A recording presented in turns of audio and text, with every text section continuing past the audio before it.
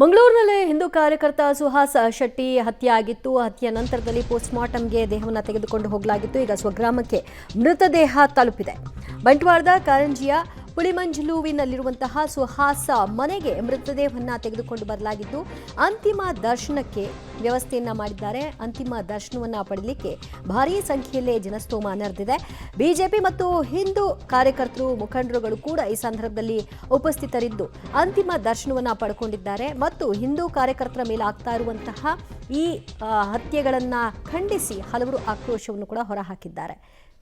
ಅಧ್ಯಕ್ಷ ವಿಜಯೇಂದ್ರ ಸಹ ಬಂಟ್ವಾಳದ ಪುಳಿಮಂಜಲುವಿನಲ್ಲಿರುವಂತಹ ಸುಹಾಸ್ ಶೆಟ್ಟಿಯ ನಿವಾಸಕ್ಕೆ ಹೋಗಿ ಸುಹಾಸ್ ಅಂತಿಮ ದರ್ಶನವನ್ನು ಪಡೆದಿದ್ದಾರೆ. ವಿಪಕ್ಷ ನಾಯಕ ಅಶೋಕ್ ಆದಿಯಾಗಿ ಬಿಜೆಪಿ ನಾಯಕರುಗಳು ಮತ್ತು ಹಿಂದೂ ಕಾರ್ಯಕರ್ತರು ಹಿಂದೂ ಮುಖಂಡರು ಎಲ್ಲರೂ ಕೂಡ ಅಲ್ಲಿ ಉಪಸ್ಥಿತರಿದ್ದು ಅಂತಿಮವಾಗಿ ದರ್ಶನವನ್ನು ಪಡೆದ ನಂತರದಲ್ಲಿ ಯಾವ ರೀತಿಯಾದಂತಹ ವ್ಯವಸ್ಥೆ ಇದೆ, ಹಿಂದೂ ಕಾರ್ಯಕರ್ತರಿಗೆ ಇಲ್ಲಿ ರಕ್ಷಣೆಯೇ ಇಲ್ಲ, ಅವರ ಹತ್ಯೆಗೆ ಅಂತಲೇ ಒಂದು ತಂಡ ಇದೆ, ಇನ್ನು ಅವ್ರನ್ನ ಹತ್ಯೆಗೈಯುವಂತಹ ಟೀಮೇ ಬೇರೆ, ಹೊರಗೆ ಕರ್ಕೊಂಡು ಹೋಗಿ ಜೈಲಲ್ಲಿ ಹಾಕುವಂತಹ ಟೀಮೇ ಬೇರೆ, ಇದು ಪೊಲೀಸ್ ವ್ಯವಸ್ಥೆ ಅಂತ ಆಕ್ರೋಶವನ್ನು ಕೂಡ ಹೊರಹಾಕಿದ್ದಾರೆ.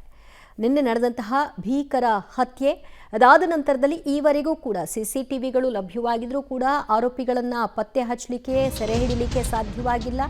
ಸದ್ಯದಲ್ಲೇ ಮಾಡ್ತೀವಿ ಅಂತ ಕೂಡ ಹೇಳ್ತಿದ್ದಾರೆ.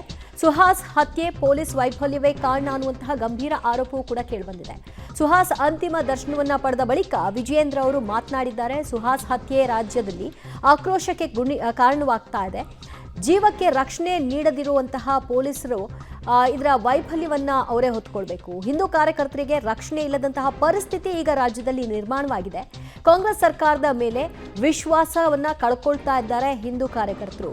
ಪ್ರಕರಣವನ್ನ NIA ತನಿಖೆಗೆ ವಹಿಸಬೇಕು, ಇಲ್ಲದಿದ್ರೆ ನ್ಯಾಯ ಸಿಗ್ಲಿಕ್ಕೆ ಸಾಧ್ಯ ಇಲ್ಲ ಅಂತ ವಿಜಯೇಂದ್ರ ಅವರು ಆಗ್ರಹಿಸಿದ್ದಾರೆ. ಹಿಂದೂ ಕಾರ್ಯಕರ್ತ ಸುಹಾಸ್ ರವರ ಒಂದು ಬರ್ಬರ ಹತ್ಯೆ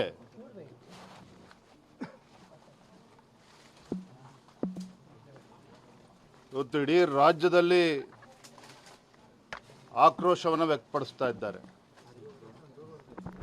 ಕಾಶ್ಮೀರದ ಪಹಲ್ಗಾಮ್ನಲ್ಲಿ ಆದಂಥ ಹಿಂದೂಗಳ ಒಂದು ಹತ್ಯೆಗಳು, ಆ ದುರ್ಘಟನೆ ಮರೆಯುವಂಥ ಮೊದಲನೇ ಮಂಗಳೂರಿನಲ್ಲಿ ಈ ಘಟನೆ ನಡೆದಿರ್ತಕ್ಕಂಥದ್ದು ಇದು ಖಂಡನಾರ್ಹ.